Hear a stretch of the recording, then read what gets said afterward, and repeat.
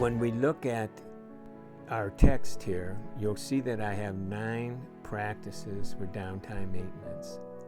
And I want us to look at that, okay? Let's look at some of these, and we'll go through them here, and you can write notes and kind of think about, okay, which ones do I need to work on?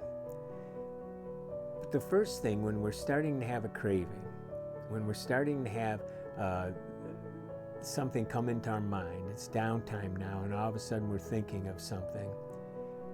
Number one, we need to know that we don't need it. We don't have to do this. You know, you don't need the reward that your habit is providing to survive, to be happy or to feel fulfilled. It's a lie. It's a false alarm.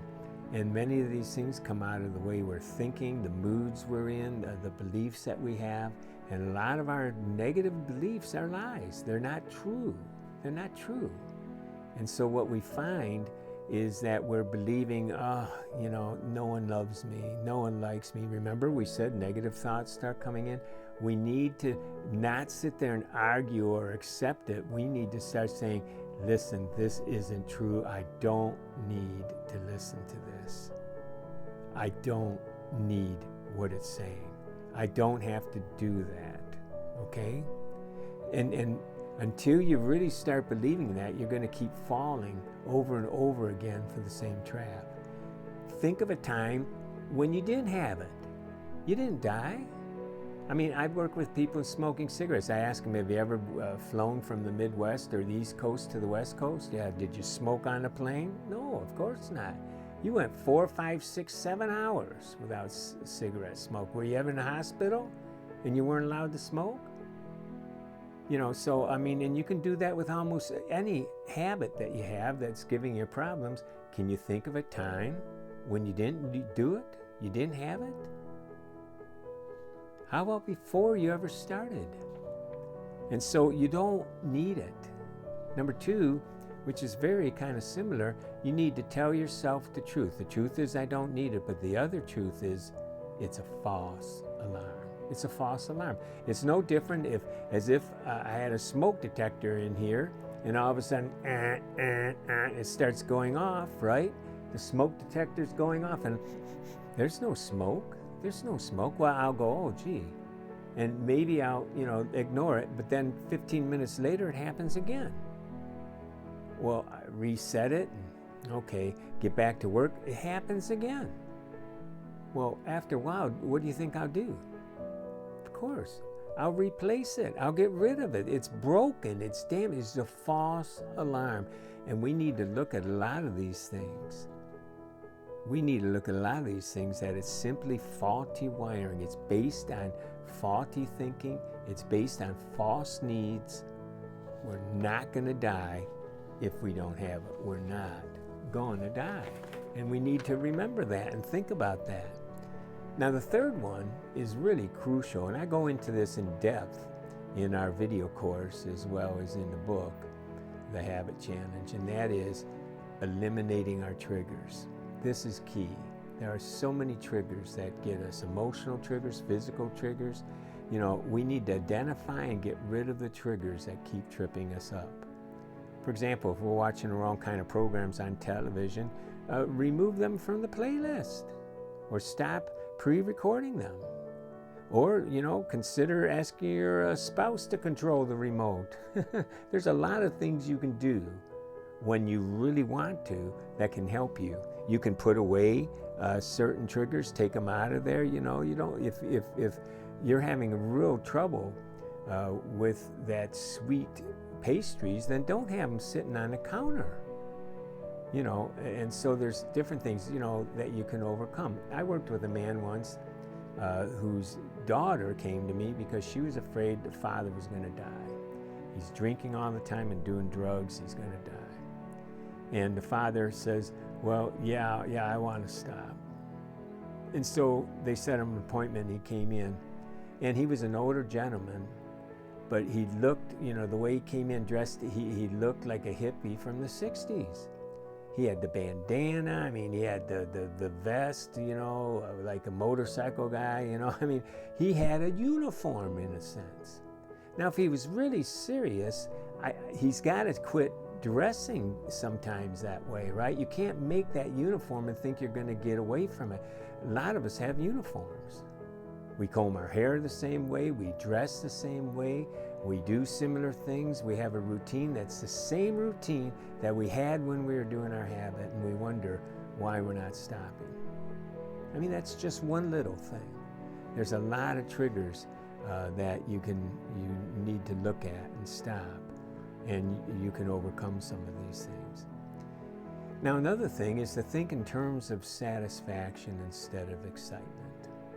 A lot of times what we're going after is excitement. And what we need to realize is that excitement doesn't satisfy. It doesn't satisfy. I mean, the Rolling Stones told us that, right? I can't get no satisfaction. but I try, right? I just don't get no satisfaction. And a lot of things that we're doing that trigger us are because of the excitement. And it's short-lived. That's why it's so hard with heroin addiction and that, because it happens and then it doesn't last long. Same with cigarettes, nicotine, it doesn't last long. And pretty soon, all of a sudden, we're in the craving zone again. And that happens with a lot of the habits that we're trying to get rid of. And what we need to look for instead is satisfaction. You know, exercise has an opiate part, right? An endorphins, you might say, that, you know, that endorphin high you get from running. But exercise can be a lot more satisfying than eating the junk food. Once we switch, it can be satisfying because we know we're doing something good. We're getting good results, and it satisfies. Intimate sex with a person that you love and that you have a great relationship satisfies, where porn and other things are substitutes like that only excite. And we need to ask ourselves, what can I substitute here that will be satisfying? What will satisfy the yearning of my soul? What will satisfy me deeply instead of just going for excitement? And substitution is a very important part. We go into substitution a lot in our class on the Habit Challenge. Another one is keep that why in front of you. I mean, it's so important to know why you don't want to do your habit or why you want to do a new one. That why is important. We used to call it play the end of the video. When a person is considering relapsing, we say, don't you remember what happened last time? Don't you remember what happened when you went out and relapsed and continued? And play that tape forward. And a lot of times we need to look at what might happen if we keep doing this. And that's, even though it's negative, the why there is we don't want to be that guy. I don't want to be that guy. Now, another why can be positive, and that is, I want to be that guy. And so you can consider when you gained all that weight before and now you've lost it, and you don't want to go back to having that, and so that's a negative. On the other hand, the positive is, look, I feel good. I feel healthy. I'm walking good. I'm breathing good. My clothes fit. I feel really great about this, and I want to stay this way. You know, you've got your why. You need to remember the why. And then another one is, you know, get some help. Don't isolate. Get some fellowship. Work with some people. Isolation's a bad idea, and a lot of times we're sitting there on this downtime and we're isolating. You know, there's places you can go. There's health clubs or church functions, meetings you can go to, dancing classes, book clubs, you know, places that don't trigger you. Places that don't trigger you. Don't sit in front of the computer all day or the TV or doing things that are going to trip you up. You know, be deliberate. You know, maybe there's some people that you can talk to, that you can call every once in a while and see how they're doing, and it will give you some, you know, really things to feel good about yourself. And that could be number 7, right? Call someone who will listen. You know, don't do this by yourself. Get a support group.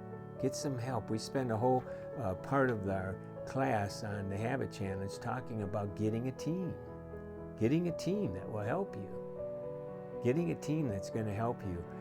succeed. And we talk about people that are going to trip you up, what you need to do with them, and people that are going to help you.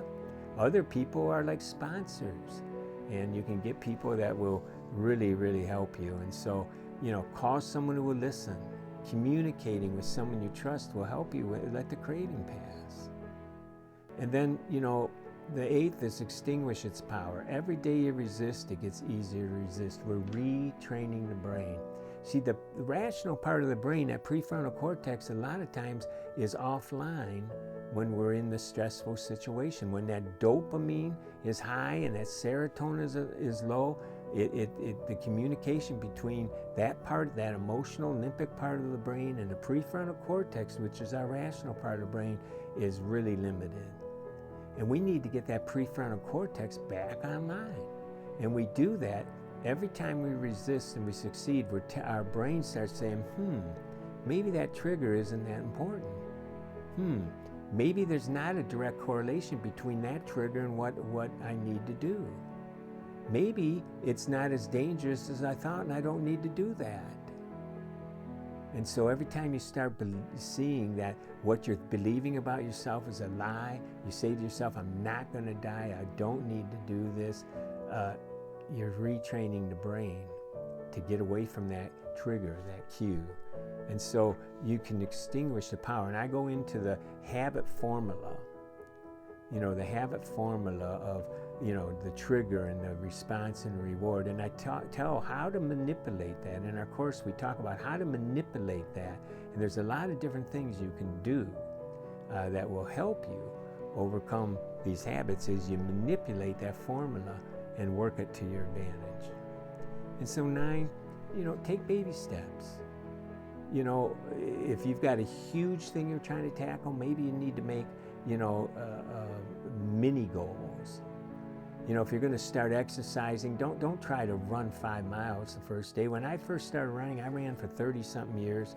I've probably logged in over 20,000 miles between running and now I walk. But I thought I was in great shape. I was lifting weights. I was 22 or whatever, and a guy challenged me, well, Ron, you don't do any cardio. You're not in shape. And so he encouraged me to start running. And I remember I ran, I could only run a quarter mile. I had to stop, take a little rest, and then ran back a quarter mile. And that quarter mile soon became a half mile, and pretty soon it's 2 miles a day, then 3 and 4. And a lot of times we'll find if you want to do 25 push-ups, start with 2. Start with 2. And you'll be surprised how long that will last. You'll do 2 one day, 2 the next, and you go, I can do 3. And then pretty soon that's, well, I can do 5. And then we have a tendency to add on. That's not the problem. The problem is we want to start too fast sometimes. And so look at it for the long run. If we need to, let's make some mini steps. And I talk about goals and how we set up our goals in our course on Habit Challenge. And so you can get more of that if you want.